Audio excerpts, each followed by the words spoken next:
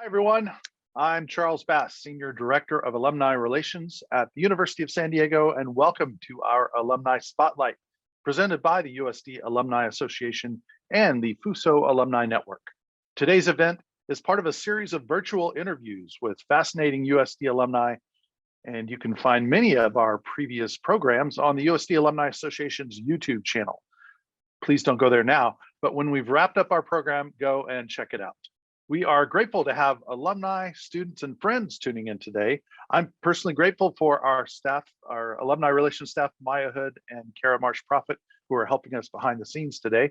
We are also grateful for our many wonderful alumni volunteers, including Taylor Fuentes, a board member for the Fuso Alumni Network. She graduated in 2015 with a degree in ethnic studies. She has a law degree from California Western University, and she serves as a staff attorney for the Criminal Central Staff of the Supreme Court of California. Taylor, take it away. Thank you, Charles. Again, my name is Taylor Fuentes. I'm happy to serve on the Fuso Alumni Committee. The Fuso Alumni Network was established in 2013 with the goal of connecting Filipino Ugnayan student organization students with alumni, alumni with one another, and with the University of San Diego. The network provides opportunities to engage USD's Fuso alumni through meaningful, impactful experiences and communications. If you have any questions, the network officially relaunched the Fuso Alumni Network on April 8th, 2021. If you have any questions or would like to get more involved with the network, which we welcome you to do, please don't hesitate to reach out to me or contact Maya Hood, the Student and Alumni Engagement Coordinator for the Office of Alumni Relations. And without further ado, we are thrilled to have Albert join us today. We hope you enjoy this great program, and we look forward to seeing you at future USD virtual or an in-person event. Back to you, Charles. Thank you so much, Taylor. Thanks for your good work with the Fuso Alumni Network. Some housekeeping tips before I introduce our guest officially. We are recording today's program, which will be available on our YouTube channel later. And we recommend you adjust to speaker view, and please use the Q&A button for any questions. We did get some pre-populated questions from the registration, and we will try to get to all the questions. So join us for that. And now I am happy to introduce Albert Samaha.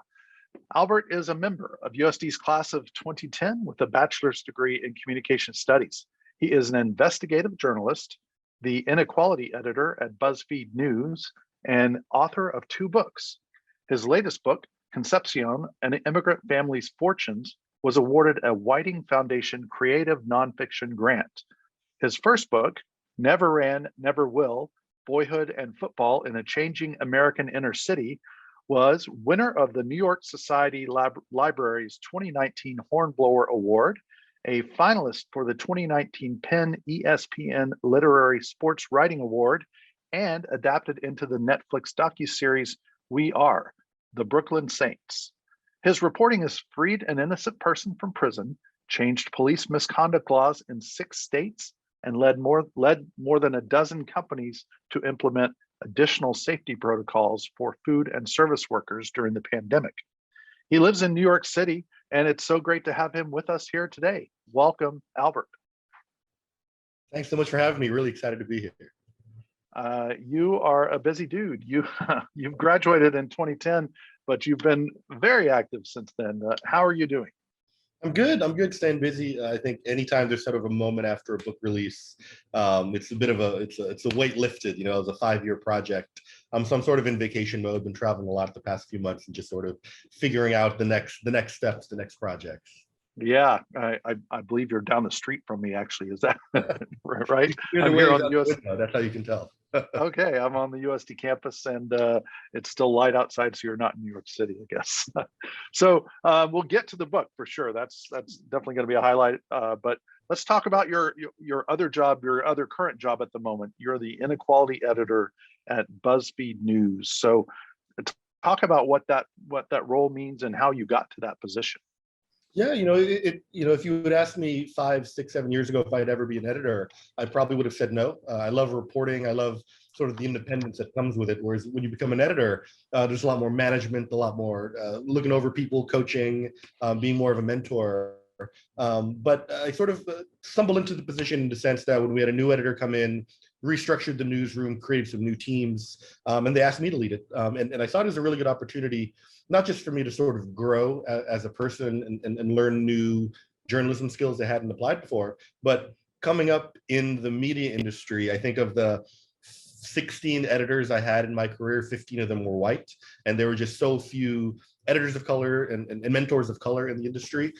So I also sort of felt a little bit of a duty to sort of, it's got to be somebody, and I sort of looked around the newsroom, and if it wasn't going to be me to sort of take that step and take that leadership position, I didn't really see anyone else that could kind of fill that spot.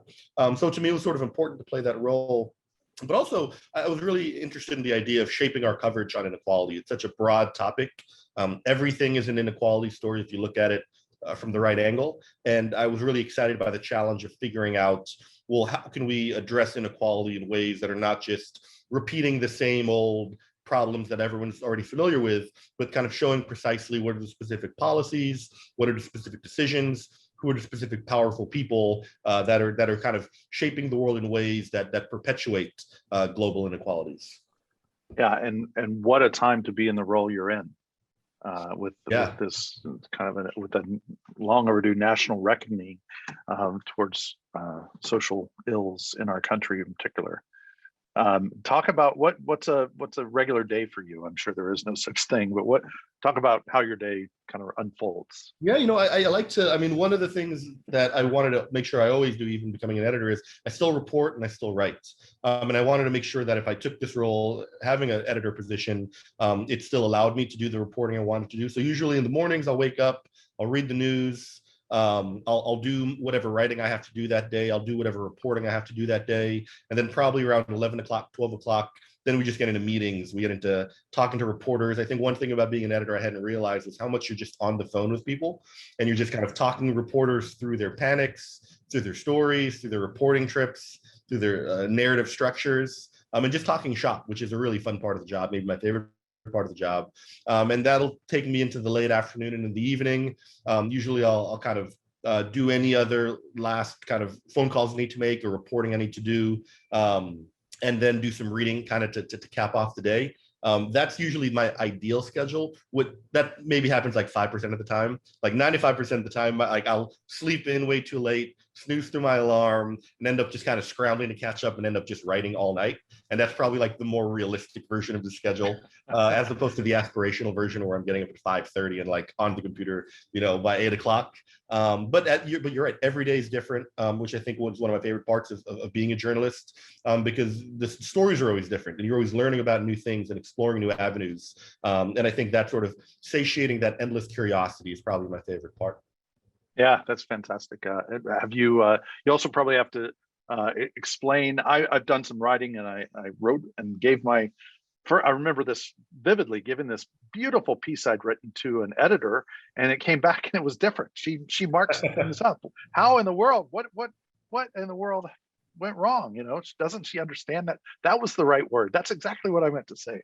So have you learned, or have you improved on your negotiating skills, or your how to break somebody's heart gently, I guess is what I'm trying to say. That's such a great question, because that is when I was first came up as a writer, that is the experience. Is I think there's something I realized that it took me 5 to 10 years of going through that exact process before I realized, they actually were making the stories better. And the versions of the stories I was handing in at first actually weren't, the best version of the story. So I think it does come with like time. It took me a lot of years to develop not just the humility, but also just sort of the practical understanding of here's how editors make the stories better. And I think a challenge for me becoming an editor is that my sort of initial impulse is to coach the players the way I wanted to be coached and to treat them the way I wanted to be treated. But I think what I learned I had to learn very quickly is that everyone has different needs. Everyone has kind of a different way they work well, right? Some people need a kick in the butt. Some people need like a longer leash to do what they do best. And I think a lot of the challenge of that process is really understanding what motivates the reporters I work with and why they want to do what they do. And for some reporters, you have to be very, you have to walk on eggshells. And if you're a little too harsh, a little too blunt with the edits, it sends them down a path of insecurity and a lack of confidence. With some other folks, they just say, make whatever changes you want. I trust you. Let's just keep it moving as fast as possible. So I think both understanding what they need and how I could serve that need, and also understanding when I have a sensitive writer who I need to push to be less sensitive, how to develop that, how to teach them to have a thicker skin, how to help them develop the sort of humility that it took me many years to develop, because I see in them the exact same sensibilities that I had myself. And I think that's part of the fun of the process, is sort of trying to use my own experience being in their shoes to understand how I could best serve them.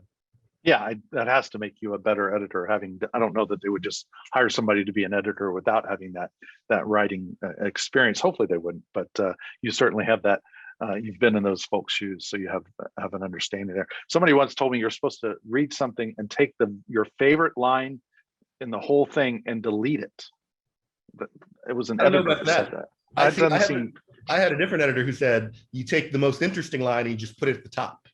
And that's where the story should start. So, but this is the thing about editing, right? Is that everyone has different philosophies, everyone has different styles, and you'll go from one editor to the next, and you'll learn new things, but they'll also sort of disabuse you of things your previous editor liked. And that's sort of the partnership is it kind of always evolving your skills and developing that, and taking the bad habits writers might have learned from worse editors and shaping it into the way that I think might be best. Yeah, and I'm sure that the writers sort of have to adapt to you as much as you're helping them.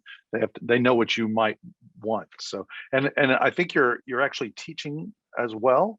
Did I read that somewhere? You teach not this at year, Columbia? I was teaching at Columbia before the pandemic for a year. That just ended up being too much on my plate. That was the first moment I think I realized I had too much on my plate. It was actually a week where I accidentally had to miss a class because I was in Belgium for a reporting trip and my flight got canceled. And I had to like zoom in for the class. This was before the pandemic, so there's no infrastructure for this. And I felt really bad. And that was when I realized, oh, wait a minute, there's a conflict here between what these students need and what I need in my career. So I realized it wasn't quite the right time for me to kind of go full on with teaching. All right. Well, let's you talk about how busy you are. Let's talk about another reason for your busyness, and that's your latest book, Concepcion, an Immigrant Family's Fortunes. So this is a memoir, right? I mean, I am a huge fan of the New York Times. This is particularly the Sunday Times. I want to read the actual paper, the physical paper on Sundays, and it's just, I read online otherwise, but and of course, always BuzzFeed News, but just to find out what you're writing, right? Is that enough kissing up there? But I happened upon online a New York Times Sunday book review, an article written by Roberto Lovato, who writes about a friend who, it was a review of Concepcion, and he writes about a friend who taught him the martial art of Filipino cussing. He says, your book did for readers what the friend did for him, which was teaching us to curse at empire, but with the 1-2 punch of epic and intimate history. I mean, that's in the Sunday New York Times. What did you think? You'd already written a book at that point, but what did you think when you found out you have a review in the Sunday New York Times book review? It's a dream, right? Well, it's one thing to get the review in there. It's the other thing for it to be a good review that you like. Yeah, that's right. the scary thing, right? That it's coming because they give you a heads up, but you don't know if it's going to be good or bad. It's a dream. I put 5 years into that project, and you don't know what's going to come out on the other side. You don't know how people are going to receive it, and even if you think it's a masterpiece, you don't know if the Times will review it, and if the Times reviewer who happens to review it will like it. So I was exceptionally thrilled by that. Just to sort of, that is the sort of, you want to be reviewed by everywhere, but that's the review that matters most, So like I have framed it. It's in my bedroom. It's one of the happiest moments of my life. And I think especially like at that point when the book comes out, there's sort of this moment before a book comes out where it's sort of just art. Like, you don't know what the sales are going to be like. You don't know what the reviews are going to be like. And it's just sort of like you and the work. And then once it goes out there, it's sort of out of your hands. So for me, I mean, the project, obviously, it's a very personal project for me, right? So it's like, if people didn't like the book, it's almost the thing with memoirs is they don't like you, they don't like your story. And for me, I mean, I was interested in telling this story because I had sort of, as I got to the age my mom was when she began to immigrate to the States, and my uncles and aunties immigrated to the States, I sort of realized that the struggles they were facing weren't sort of temporary, setbacks, but kind of a permanent struggle. And it sort of just made me wonder this sort of unconventional question that I never really wondered to myself, which is that whether we had made the right decision coming to America in the first place, which sort of undermined everything I had known in my own heart about American mythology, growing up here and knowing that, this is the place to be. And so I think starting from that question of, was it inevitable? Was the path we took inevitable? And if it was inevitable, why was there sacrifice necessary? I think starting from that point, it sort of allowed me to really dig into the history, not just me and my life, but my family's life, tracing the ancestral lineage all the way back to pre-colonial times in the Philippines. And I like to think of it more as a family memoir than a personal memoir, because, in the book, my mom and my uncles are just as big characters in there as I am, almost kind of just like the guide, the vessel for their stories. Is one of your Uncle Spanky? Yeah. Is it the rock star, a Filipino rock star that becomes a baggage handler in San Francisco? I can't wait to read the book. Obviously, I didn't read it, but I'm going to. So I'm not just saying that. I'm going to read it. Thank you. Today, yeah. It's available. I'm going to Denver tomorrow, it turns out.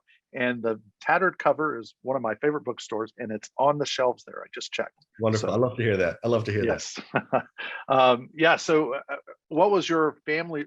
So you gave a little synopsis of the book. It's a memoir of your family's journey to America and what that's meant, good and bad, I guess. And then it's also, as you mentioned, it's a historical accounting of life in the Philippines for the last several hundred years, right? So how has your family received the book? They've received it well. They really like it. I think it's one of those things where I sort of embark on the project and they were very supportive, but they were supportive more just because it was me and they were supportive of me and they love me. And I think when it came out, they were pleasantly surprised by how rich the research was, that it wasn't just a story about them. It was a story about a kind of wider cohort of people. It was a story about, they were learning things about our ancestors that they didn't know before. And that was really important to me, that this was sort of recording our history. The winners write history, right? The colonizers write history. And one of the things I learned researching this book is that it was a challenge trying to go back and find my ancestral pre-colonial history, because once Spain came and took over, it was kind of just Spanish stories that were in place. And that sort of gave me this goal to set down on the record the stories that I can tell. And for my descendants and for our family's descendants to be able to understand what our time was like and what this sort of moment of inflection was like for us. Because I do think I'm sort of a part of a unique generation in American history, in the sense that in 1965, when the US erased race-based immigration quotas, for the next 40 years, for the first time in American history, the majority of immigrants coming in didn't come from Europe. And it's totally reshaped the constitution of American demographics. And so my generation is sort of the first generation of people from formerly colonized nations to grow up here en masse, and to grow up here with a generation of elders who came in a big wave that reshaped the country. And I think for the immigrant generation, there's this optimism that they have because they left behind everything in the past. They don't want this journey to be in vain. And so for their kids, for my generation, there's a bit more clarity, because America is my country. America is the only country I know. And so it's a lot easier for me to, I think, see the flaws in my own country than it would be from the outside, right? I don't have a developing world country to compare to. I don't have experiences in the Philippines to compare to sort of give a glimmering light on America. I only know what I've seen around me. And I think that tension between the immigrant optimism and the American reality that the second generation sees is sort of at the heart of the book. And I think it's something that my elders my mom, my uncles and aunties hadn't really fully internalized to that point. And I think that was something that was really exciting to sort of hear their thoughts about. Yeah. What was it like to write to you? I mean, you probably weren't quite finished with the book in the midst of a global pandemic, the starting of the pandemic, and then after the George Floyd murder and the national reckoning taking place. What was it like to be in the throes of this, of your own personal accounts of your immigrant family's fortunes and misfortunes? It was weird. It was weird for a couple of reasons. One was that I had planned to take a book leave through most of 2020. I was going to travel the world, write the book, and like have it ready and like get a suntan and all that. Nice. I helped us launch USD's new Alumni Association travel program with our first trip being March 2020. So oh, wow. I'm with you there, buddy. Exactly. So at first there was a bit of disappointment where it's like, okay, well, one, I can't travel the world and write, and do all this writing like I planned. And two, it sort of got in the way of my deadline because my deadline was October 2020. And I didn't want to step back from reporting because I was like, this is the biggest story of my lifetime to this point, this pandemic. And so I didn't want to go on book leave. So I spent March, April, May, June, July, September reporting and reporting on the pandemic because I felt a public service to. I also felt it would be good for my career to, report on this really important, universal event. And so that gave me much fewer time to focus on a book. So I really busted out the book in September, October, early November in just a really flash of a locked in focus writing every day. And I knew I didn't want to get an extension on the deadline because the election was coming up and I wanted to get it filed before the election because my thinking was, well, if we spiral into civil war, I'm not going to want to keep writing this book. I'm going to want to cover, what's happening in America at that point. And so it was sort of this weird confluence of how do I do my duties as a journalist, covering day-to-day news of massive importance while still getting this project to the finish line. The answer ended up just being extremely long hours and a lot of hard work, right? There's no magic to it. But the one sort of, if there was a silver lining for me personally during the pandemic, it was that it made it easier for me to really lock in and focus. There were no happy hours to go to. There were no friends to hang out with. There was no traveling to do. And so just sort of locked in my apartment for months and months at a time, it sort of removed a lot of the distractions and put me in a place where I was much more capable of putting in the hours I needed to get everything done. Yeah. Well, it's a silver lining of the pandemic, but able to get that done. But wow, it definitely, obviously you had to be flexible on your feet. What would you say is your favorite part about writing this book in particular? I like, it was hearing stories from my elders. I think it was my favorite part of journalism in general is the interview process. I just love talking to people, hearing their stories. And I think it brought me closer to a lot of my relatives. I mean, I come from a pretty close-knit family, but the interview process is such an intimate thing where you sit down for 1 to 2 to 3 hours and just ask people questions about sensitive, traumatic memories in their life. And it brought me closer to my uncles and aunties I talked to. It brought me closer to my mom. And I think hearing their stories from them, hearing them talk about our family, and developing that knowledge in myself, I think was a really enriching part of the process. Learning about my own family was really enriching. I think in terms of what was also enjoyable for me, I love to write. And the thing about books that's a lot different from maybe my day-to-day journalism I do is that with books, you really have much more freedom to operate. And you can take creative risks. You can experiment with styles, with structure. And with this book, because there's all these historical timelines that I'm weaving in and all these sort of peripheral ideas and detours that eventually circle back to relevance in the book, it created these challenges where the only solutions had to be creative ones. And that sort of creative problem-solving process, I think, is one of the funnest things about being a journalist. And with a book, it just made that times 10, because the only way to keep a reader going through 300 pages is to keep them engaged. So I think that process of thinking, how can I get all this massive information and present it in an entertaining, maybe sometimes humorous way? I think that was sort of the challenge that kept me going and kept me really interested in the process, in the project. Yeah. I'm going to take a break from that for just a second. So I did when we first started, when the pandemic first started and we were all virtual, I did a number of these interviews. We called them Chats with Charles, and I ended with, what book or movie, and I'm going to take out movie, what book most inspired you? So there's this book called Sudden Death by Enrique Alvaro, which is this really weird, eccentric novel that is nominally on its face about a fictionalized tennis match between a 15th century Italian painter and Spanish poet. Sounds sort of like, what is this about? But the prose is so good and it's written in such an engaging, hilarious way that you're going 150 pages in, no idea what the book's about, but it's just fun. Yeah. And then about page 200, everything comes together and you're like, oh, I get it. This is a book about colonialism. And it's not pitched that way. It's not presented that way. That book was probably my biggest inspiration for structure and for sort of taking chances, and sort of created a path for me in thinking about how wild I could really get with structure and timelines. The other book, which I think was a more literal model, is Warmth of Other Suns by Isabel Wilkerson, which is an epic story about the Great Migration from the South for Black Americans to the North and the West. And she sort of follows three families across those journeys while weaving in a lot of history. I think that book was sort of a model for me in terms of how to maintain narrative momentum over epic spans of history. So those are the two books that I'd recommend if anyone wants to know the specific inspirations I got from my book. Sudden Death and The Warmth of Other Suns. Mm-hmm. All right, we'll put that in the, we will send a thank you note afterwards. We'll put those in there.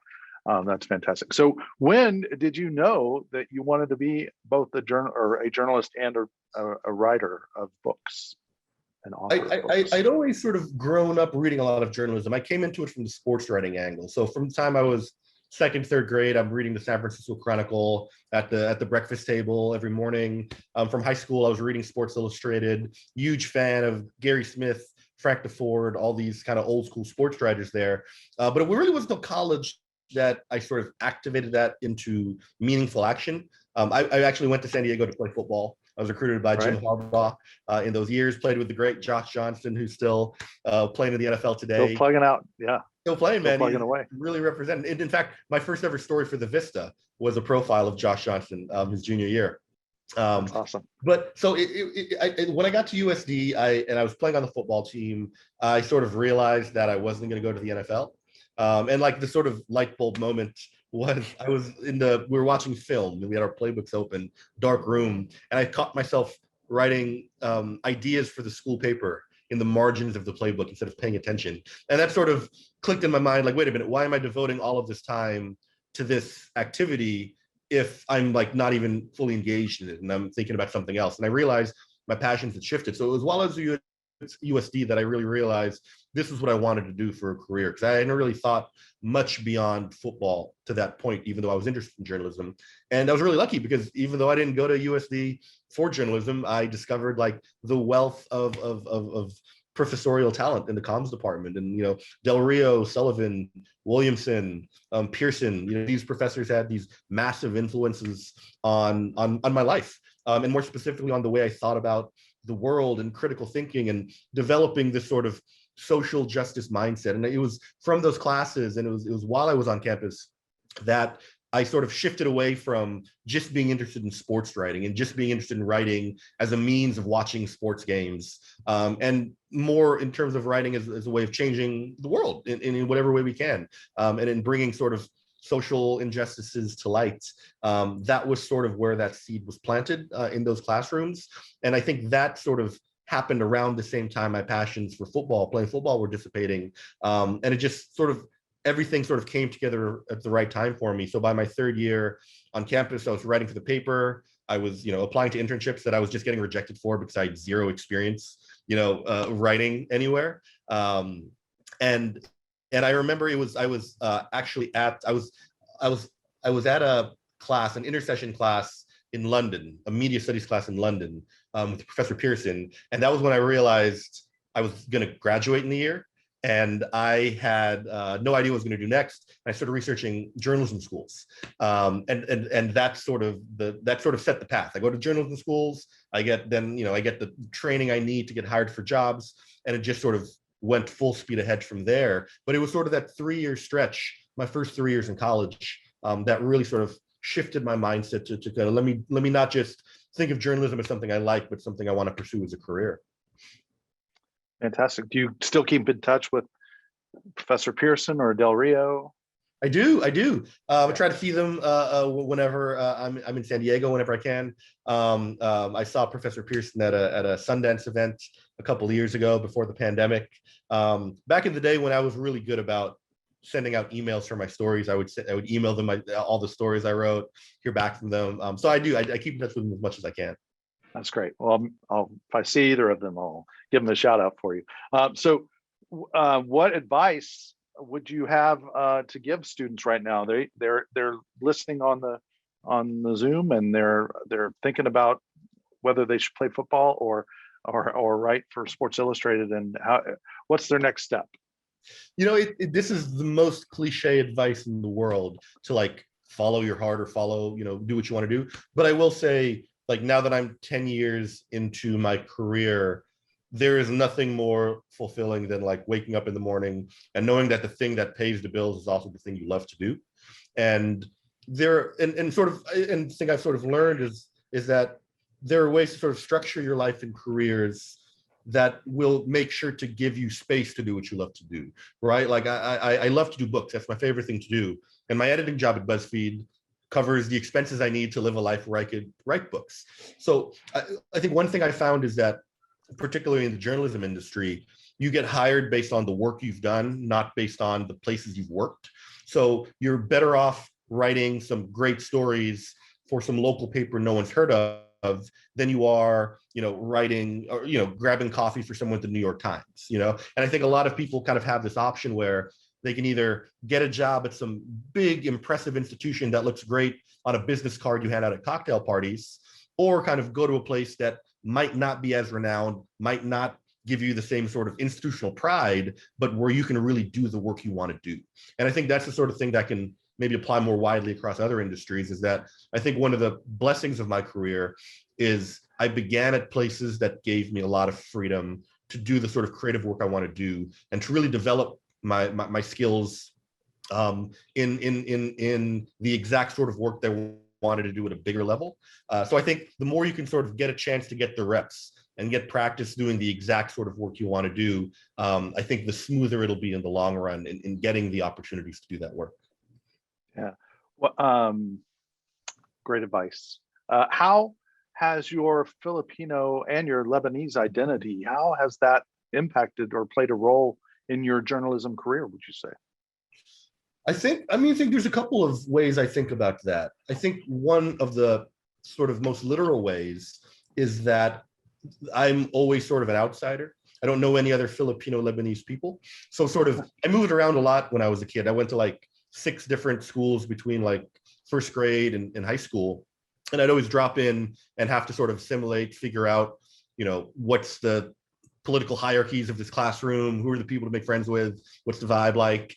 And I think sort of being, having my identity is that I sort of look like everybody and nobody, like people always try to guess what I am. And I think that sort of ambiguity has forced me to not just fall into hanging out with other Filipino Lebanese people, like I sort of had to hang out with everybody, get to know everybody. And I think that really developed this sense that's so important in journalism of like observation, of perception, of reading the room before opening your mouth. And just knowing how to talk to people and how to interact with people. And I guess to circle back to the earlier point about why I wanted to become an editor, I do think that, in journalism, it's so important for people to come from so many different perspectives. And my very specific perspective is one that I think has given me an advantage, because I'm one of the handful of Filipino folks in my newsroom, one of the handfuls of Lebanese folks in my newsroom, and growing up kind of knowing Philippine history and knowing a bit about Lebanon, and just having kind of that global perspective, I think shaped my mind in certain ways and having me just think about beyond my kind of bubble and globally and even beyond like the borders of California, where I grew up, I think played a role. But I also kind of think that everyone sort of has their own sort of unique intersection of identities, where like my things just happens to be Filipino and Lebanese, but no matter what like ethnic identity you have, or no matter what like class background you have, everyone sort of has these unique superpowers based on their specific upbringing and the specific things that are a part of them. And so to me, it's all about sort of just leaning into those things and finding like, what are your particular strengths? Like an example of how I apply that in journalism is sometimes, you know, you'll probably see a journalism movie where a guy gets on the phone and just starts cursing at the source. Give me the information. You better give me this, you know, real bulldog type attitude. And like, I can't do that. You know, that's not my personality. If I did that, you know, the person I'm on the phone with would know it's all phony. So I sort of do the you know, get more flies with honey than vinegar type strategy, where I just sort of try to charm them and smile and kind of use kindness as a way to persuade them to give me the information I need. And I think the sort of lesson there is that we all have our own sort of specific superpowers, our own specific strengths. And once we can recognize those strengths, we can sort of apply them and know that this is where our strengths lie. Let's lean into that. This is sort of the unique way that I can benefit from what I have to offer. By the way, I could talk to you for another 5 hours, but I don't think anybody's gonna listen I don't think you'd listen for 5 hours, but I'm gonna remind people to use the Q&A section if they have other questions. I do want to just mention your other book, which is Never Ran, Never Will, Boyhood and Football in a Changing American Inner City. It was made into a Netflix docuseries. That had to be pretty cool. I mean, that's not the New York Times Sunday book review, but people have heard of Netflix, I think. Well, that's the funny thing, right? Is that like I write the book, it comes out, you know, I get, you know, whatever awards and accolades for that. But it was after the Netflix show came out that all of my friends hit me up. We're like, oh man, you're on Netflix. Way more excitement about that than anything I've ever written in my career. Way more people have heard of that than I've heard of anything I've written. So there was something, I mean, it was really cool to see. It was also just really cool to sort of have that story be put on such a big platform, to have the experience of seeing what that whole TV process is like. But there's also a little bit of like despair, where it's like, oh, that's right, 1 million more people are going to watch the show than they're going to read the book. But that's okay. At least I have a hand in that. Were you involved in the production of the docuseries? I was an executive producer, which kind of means a million different things. In my case, what it meant was I sort of helped sell it. I wrote sort of the proposal that we would send to Netflix, HBO, other companies, and then they partnered me with a director. And the director sort of asked me, how involved do you want to be in this? And I was like, you know, I've spent the last 5 years going to youth football practices. I'm kind of like done with that. So it's all yours. So I sort of handed over the full creative reins to him. I sort of connected him with the sources from the book so that he could like follow them the way I had, and then kind of just wipe my hands of it. I trusted him. I had liked the work he'd done before. So I was really integral to sort of getting the project going, getting the sources connected. And then fortunately, I was able to just sort of hand off the creative stuff. I don't know much about filmmaking, so I was able to hand that off to him. And I was really happy with the product that he churned out, which isn't always the case. So that was like pretty Yeah. Yeah, that could be a real challenge. All right, well, let me ask a couple of, I didn't even get through half my questions, but I'm going to ask a couple of these pre-populated questions just so we can, I want to honor our guests who are listening as well. You might have answered this one, but what do you most enjoy about your work? I enjoy that it's constantly learning, that there's always something new to learn, that every time I embark on another story, there's a new research on a new subject that I need to know. So I like the way it sort of satiates that curiosity that I have. I also just love the social aspect of it. I love being able to travel around the country, around the world, and just talk to people and ask them what their lives are like and what their jobs are like, and how do they feel about their politicians and all that. And so to me, that's kind of what makes the job always sort of exciting and invigorating and different every day. It's that it's always just based on the experience of who are you talking to that day? What are the things you're learning that day? And it's something that like it just never, there's an infinite amount of stories out there. And that means there's just an infinite amount of things to learn. Yeah, I mean, I get a lot of energy from people going out and meeting them and hearing their USD stories or just the stories of their lives and what they're doing with themselves now. And how did you make it through the pandemic when you couldn't go out and really do a lot of that? Or I guess you were on the phone a lot. I was on the phone a lot, and the unexpected benefit for reporting was that everyone was home, and so everyone was willing to pick up the phone at any reporting and the telephone. They answer when the telephone people called, they were answering because they were home. Exactly. And so like it was, and so there was the ease of connecting with people because everyone was able to pick up the phone, right? They're working remotely, they're not at the office, so they could take a moment to pick up the phone. And the second thing was, it was such a universal event that we were all going through at the same time. And so I found that even among sources, there was a desire, they wanted to talk to me because they were like, yeah, the past 3 months has been crazy for me. I would love to talk about it, right? It was this event that a lot of people were just eager to connect with other people about, to see what their experiences were like. And they were asking me questions. What are other people going through? So it was this moment where there was this deep, deep hunger for information and for sharing stories in ways that were very apolitical, which was really interesting to me because a lot of the times, BuzzFeed has this reputation for being like more left-leaning. Trump called us like a failing piece of garbage. So whenever I call people that I suspect like lean right or might be anti-BuzzFeed without talking to me, I know I sort of have to win them over and win their trust and explain like, look, I'm looking to tell a fair story and give that whole spiel. But when and so many issues I write about, whether it's policing or kind of like business stuff, there's always sort of a bit of, people will sort of have bias towards me based on what they think I'm going to ask them about.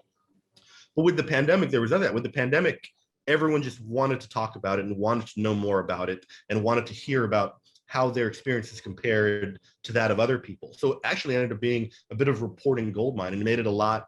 I remember there was we put little tip lines on our story where it's like, you write a story and you say, if you have a similar thing, if you have a tip, send Albert an email. And one day I woke up to 700 emails in the inbox of just people that wanted to share their stories and talk about how the pandemic was impacting them at their jobs. And that's never happened to me in any other setting before. That's amazing. Here's a good question. How do you keep sane in today's world? I mean, I think it's important to find sort of your own places of peace, of mental health. I like to travel. I'm fortunate to have the means to travel. That's one way I personally keep sane. I have a really good friend group. I think having people you can turn to and just sort of escape from the chaos of the world is really critical. And also, I mean, for me personally, and this might not apply to a lot of other people, I do sort of find a peace in being in the eye of the storm. I mean, the way I sort of think about it is that a lot of the bad things that I write about would be happening anyway, even if I didn't pay attention to them. And they would bug me even if I try to ignore it. And so by working on exposing those injustices, I can sort of feel at least I'm doing something. Even if I'm not making an impact, I can at least delude myself into thinking I'm chipping into the greater cause of civilization somehow. And I think so finding things where you feel like you are helping your cause somehow, some way, I think is helpful. But also, I think we just all have to unplug it sometimes and make sure we're always being attuned to our own mental health and well-being, and knowing when we feel a little burnt out and knowing how to balance work and life. I'm not the best at balancing work and life, but I do love what I do, and that makes it easier to have that imbalance. But even then, I make sure to find time whenever I can to just sort of watch some superhero movies, or go to the park, and go to happy hours. But just finding moments to unplug and kind of get my mind off of all the traumas that I'm hearing about, and just putting my mind on some trivial things. I picked up a lot of hobbies. I'm really into chess now. That's one of the things I do to just like calm my mind and like not think about anything. So I think finding those little hobbies where you can just sort of find some joy that has nothing to do with any big ideas or anything going on beyond your own walls has been important for me. That's great. Mariel asks, how has Fuso impacted you after college? I mean, I love the idea of kind of how feel like I sort of regret not being as into a lot of the school organizations during my time at USC. I feel like a lot of the resources I've come to in like only afterwards as an alumni in hindsight. So for me, having community is so important, and having community around people who have kind of that shared experience, I think, is so important. And college is that place where I still have lifelong friends from college, and I think finding kind of your niche in your community and the people you want to kick it with. Like, I wasn't really into like the party scene. I wasn't really into like the frat scene or the beach scene. But like some of my friends were, but I was able to find my crew where we just sort of played video games and watched sports all weekend, and then like went to Chipotle afterwards. And that's what we still do today sometimes when we hang out. So I think that the important thing for Fuso and for other groups is just being able to find your tribe and the people you can connect with and vibe with and escape with, and make those lifelong friends. I think that's a really important part of it. That's a really important message. Another question I just received is similar to that, but maybe think about it from, I don't know, the academic side or life or whatever. What is one thing you wish you would have known before graduating? Well, that's a good question. I'm going to turn on the light while I think about that answer. We were losing you there. That's great. Yeah. We just have a few more minutes, but it'd be nice to see you. Yeah. Oh man, I wish someone had. I mean, I think I should have slowed down a little bit in college. I think I did not go to the beach enough. I spent, and maybe this isn't the best.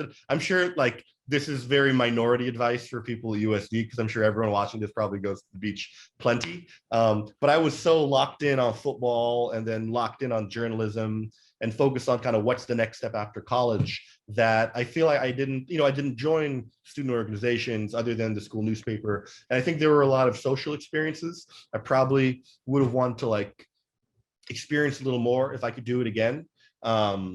I think just sort of enjoying the city too. I mean, these are all kind of like frivolous answers, but that's the sort of thing. When I come back to San Diego now, I'm like, wow, I don't know the city at all. I barely, stepped foot off of campus. I didn't have a car for the first 2 years.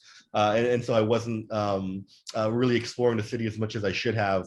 But it's a city I love, and I've like fallen in love with it even more since I graduated than when I was there.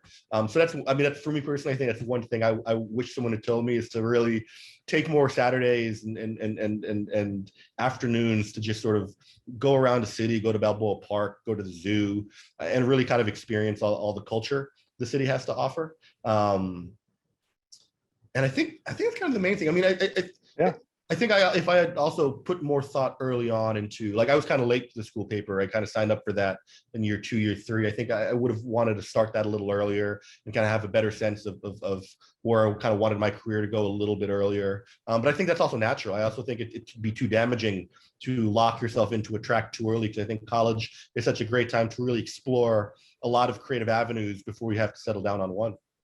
Yeah, I think that's one of the highlights of USD. A lot of places you sort of apply to a specific academic unit before you even enroll. At USD, we don't even ask you to declare your major until your second semester of your sophomore year or your second year. So that's a good thing. One more question, 2 more questions, or however many more.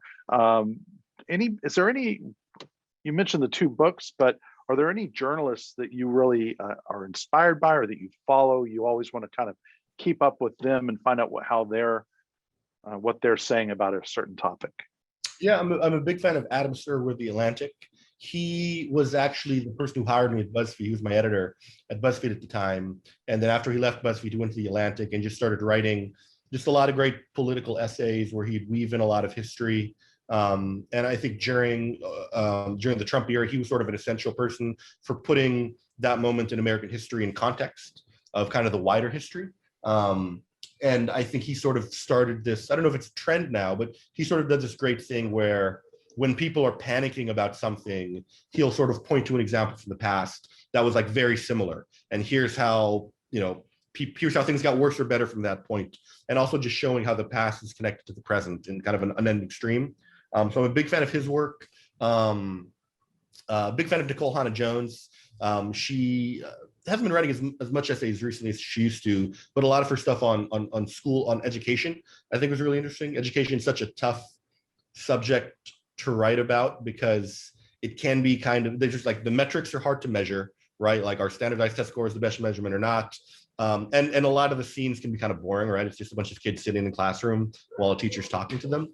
But I think her work at the New York Times Magazine over the last few years in terms of school segregation in New York City and in the South has been really good. My colleague, Katie J.M. Baker at BuzzFeed, I think she probably did the best work throughout the Me Too years of anyone out there, and even before the Me Too years, in terms of just writing how institutions were handling sexual misconduct allegations. She was kind of the first reporter on that, and predated a lot of the Weinstein stuff in terms of covering how kind of bad men can act without accountability. So I'm a big fan of hers. The list can go on and on. There's way more talented journalists out there right now than there are places for them to write or time for them to read. So that's the short list. All right. Hopefully this isn't too personal, but I know you've written about it. So talk just 1 minute on the relationship with your mom and how you lost her to QAnon. Yeah, you wrote an article titled that. My mom's my best source. She helps me understand what's going on in the country more than anyone else I know. My mom, my mom's a QAnon supporter, has been she was an early adapter too. Like, I learned about QAnon from her before like anyone had written about it or anything like that. And we've had political arguments since I started being old enough to vote in 2008. And she'd always been a bit more conservative. I'd always been a bit more liberal. But I think, like a lot of our politics, we both sort of continue to diverge. And she went kind of further and further extreme to the right. And, I think one thing that sort of developed in our relationship was that we sort of had some years where we would just like argue really heavily. And then we just eventually both realized we weren't moving the needle in any direction for either of us. And there was no point in just making each other upset. And we started to make it more sort of a learning relationship, where it became about me trying to understand why she believed what she believed, her trying to understand why I believed what I believed. And that sort of strengthened, if not staved, our relationship, because it sort of gave us something to talk about without having to argue over those issues. It's an ongoing thing. She still subscribes to the same beliefs she has for years now. And the blessing for me is that she's not the only one, right? There's millions of people that share her beliefs. And if it wasn't for her, I think I would probably honestly be dismissive of a lot of those folks. And I think I have colleagues in the media industry that tend to be dismissive of a lot of those folks and tend to just think that they're just fools for believing what they believe. But I think because I'm so close to it through my mom, I have a much more intimate, much more nuanced understanding of sort of the path that people can take down that road, where it's not just that these people are dumb or uneducated. Oftentimes it's not the case at all. Right. They're very educated or very smart, and that there's sort of these greater forces around us that are pushing in that direction, and that there are people that directly benefit from spreading disinformation. And sort of seeing how that ecosystem is played out from the ground level through my mom's perspective has really helped me understand the landscape in much more detail than I think I ever would have otherwise. It's fascinating. All right, 2 more questions. One's a little more philosophical. One is a not funny one, but really important too. So you've accomplished a lot thus far. An incredible amount for somebody that's only 11 years out of college. What do you see yourself doing in the next 5 years, or where are you going? I don't know. I think the sort of higher on the mountain you get, the harder that question becomes. For the first 10 years of my career, every opportunity was a step up, and you just say yes to everything and do everything. But then the sort of more successful I got, the more opportunities would come my way. And it took me a while to realize that not all of those opportunities were steps up or things that I wanted to add to my plate. So it became more curating and deciding, now that I have the power to dictate the terms of my career more, which direction do I take it in? I want to keep writing books. and I want to make sure I have a job that gives me the freedom and the funding to continue writing books. I think that's my number one priority. I mean, I plan to stay at BuzzFeed as long as, it's the best job that gives me that opportunity. I plan to continue editing indefinitely. I plan to continue reporting indefinitely. I don't see myself sort of taking any dramatic turns away from my current path anytime soon. I feel like I'm just sort of in a moment where I can now, I think within the last couple of years, I sort of had this really wonderful realization that I'd sort of hit the ceiling of what I had dreamed about in college, where it's like, oh, I've gotten to sort of the checkpoint, where I'm now at a stage in my career where I feel comfortable. I feel like I can get the jobs I want to get. I can pursue the opportunities I want to pursue. And it's like a blessing I try to never take for granted. And it's also brings this peace where you don't have to, I mean, so much of like, fair warning for everyone about to enter their 20s is that so much of me in my 20s was this anxiety of when will I get to the place where I can do the stuff I want to do? And even though I was like really proud of the work I was doing on that climb, now that I'm sort of at this place where whatever projects I want to pursue, I have confidence that I'll have the backing to do it. I don't find it burdensome. I don't find it pressure. I find it freeing because it's sort of what I asked for. So like what to do with that? It's a really good question. And I don't entirely know the answer. I think it's sort of just write another book and then ask me after the next book, are you sick of writing books yet? Yeah. But I mean, that's journalism is that, hopefully there will still be journalism jobs in 5 years, that I can still have. But as long as the industry is alive and as long as I have a job, I plan to just keep kind of doing the work I do and hopefully just with bigger and bigger audiences.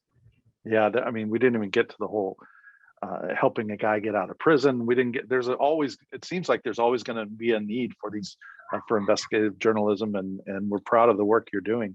And about that anxiety from the folks in their 20s, that's in a way, and some people can use that to energize them and push them and help them with their hustle. You're not going to give up the hustle just because you don't have that anxiety anymore, it sounds like. So that's a good thing. Again, you're making proud. Here's really an important question though.